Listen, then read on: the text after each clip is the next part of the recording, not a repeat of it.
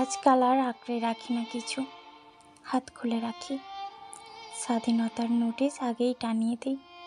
যেখানে মোটা অক্ষরে লেখা থাকে, এখানে যত্ন করা হয়।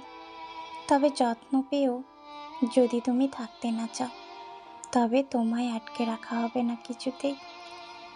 তারপর দেখি কে থাকলো আর কে চলে গেল। হাজিরা কাটি।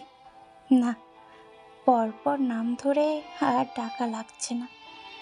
ঘর থেকে অনুপস্থিতিজনিত কারণে কেটে ফেলা হয়েছে অনেকের নাম।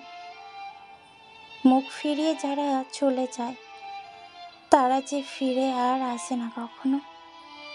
এই যে যারা চলে গেল, তাদের সাথে যে খারাপ সম্পর্ক ছিল এমনটা নয় আসলে। তারাও আপন ছিল, তাই তো শখ করে আপন মানুষের খাতায় নাম লিখিয়েছিলাম তাদের। কিন্তু শেষমেশ কি হলো? আমি ভুল প্রমাণিত হলাম।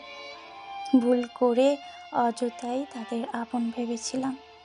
যারা আপন হতে আসেইনি কখনো, তারা জিরানো মৌমাছির মতো জিরাতে থেমেছিল।